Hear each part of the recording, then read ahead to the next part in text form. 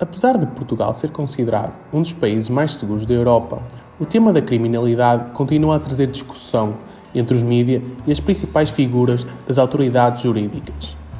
Com base no peso que este tema tem para a sociedade, o foco do nosso trabalho passa por tentar perceber quais são os principais fatores, tanto sociais como económicos, que poderão contribuir para os níveis atuais da criminalidade em Portugal. Deste modo, a equipa procedeu à procura de datasets sobre o problema em questão, tendo como site de eleição o PorData. Aqui foram identificados vários datasets com dados referentes à criminalidade e os potenciais fatores que queremos relacionar com esta, tais como a educação, os divórcios, a taxa de privação severa e a população estrangeira residente em Portugal. Tendo já definido o tema e os datasets, para além do Ministério da Justiça e o Ministério da Administração Interna, foi possível identificar outros business users, como o Serviços Estrangeiros e Fronteiras, a Associação Portuguesa de Apoio à Vítima e o Ministério da Educação. Foi também necessário proceder ao desenvolvimento de KPIs e questões analíticas que correspondessem às questões dos business users.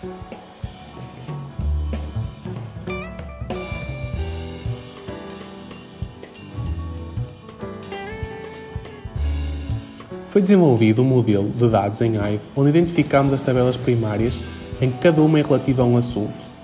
Cada tabela primária contém componentes descritivas e uma componente analítica, onde contém todos os fatores relativos ao assunto em questão. Nesta primeira etapa do ELT, procedemos à extração dos dados dos datasets para o Talent Big Data.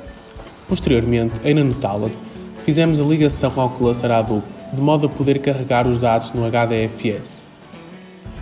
A última fase do ELT corresponde à transformação a ocorrer no Zeppelin usando a framework Spark para proceder à transformação sobre os dados. No que toca a estas transformações, há algumas como transformação de strings para inteiros, trocar colunas para linhas, um pivô, a junção de dois datasets, exemplo da população masculina com população feminina, e entre outras. Além disso, usamos uma base de dados NoSQL, mais precisamente o MongoDB.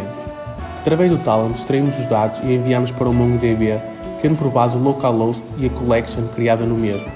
Após os dados estarem guardados, ainda no Talent, criamos uma conexão de modo a carregar esses dados para o HDFS. Após a conclusão das transformações sobre os dados, foi necessário tornar as consultas mais rápidas e eficientes. Para isso, criamos tabelas derivadas onde agregamos os dados de acordo com os indicadores de desempenho e as questões analíticas. Posteriormente, as tabelas Hive foram criadas através do dbeaver, onde estas foram preenchidas com os dados das tabelas derivadas provenientes do cluster. Na última etapa, que corresponde à criação de dashboards, utilizamos a ferramenta Tableau, onde numa primeira fase tivemos de a conectar ao servidor de Cloudera Hadoop, de modo a termos acesso às tabelas Hive disponíveis no cluster.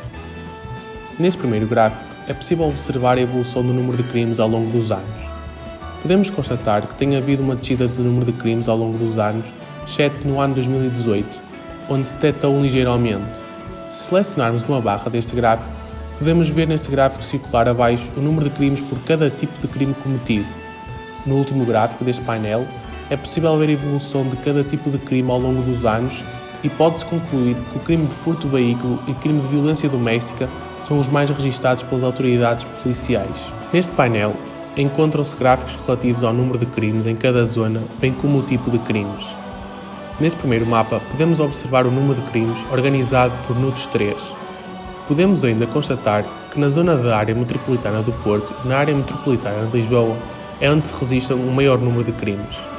Ao clicar numa região no mapa, no gráfico de Pisa, pode-se observar o número de crimes de cada tipo cometido. O gráfico de barras abaixo mostra a média de crimes por zona, ou seja, em 2013, por exemplo, um distrito comete em média 843,3 crimes. Por fim, neste gráfico à direita, podemos verificar o número de crimes mais detalhadamente, mais precisamente ao município.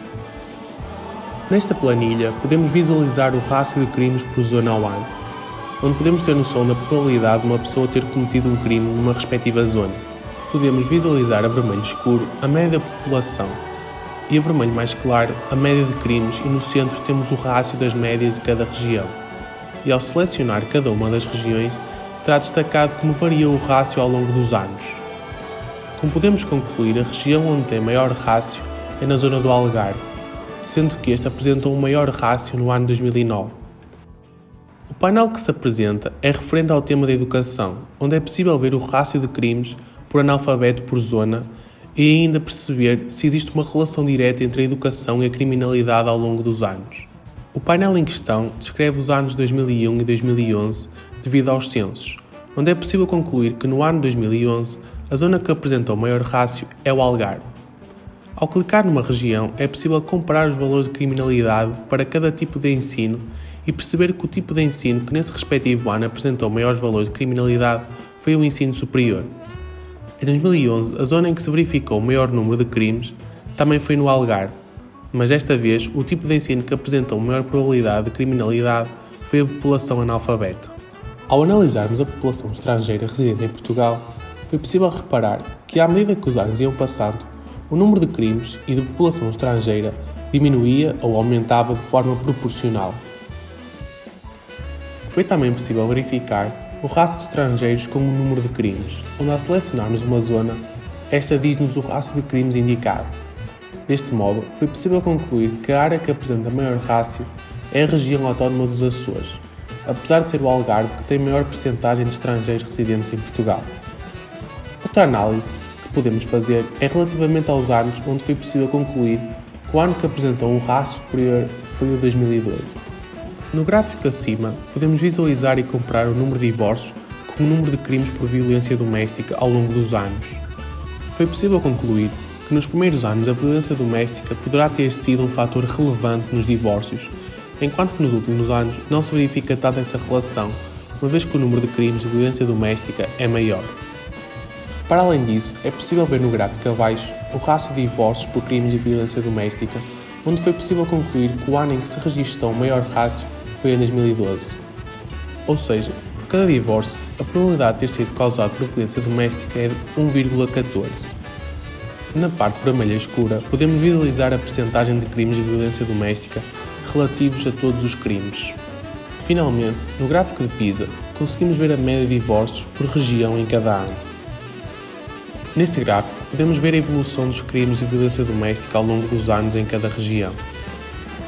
A cor mais escura representa o maior número de casos de violência doméstica e vai desvanecendo com a diminuição deste número de crimes.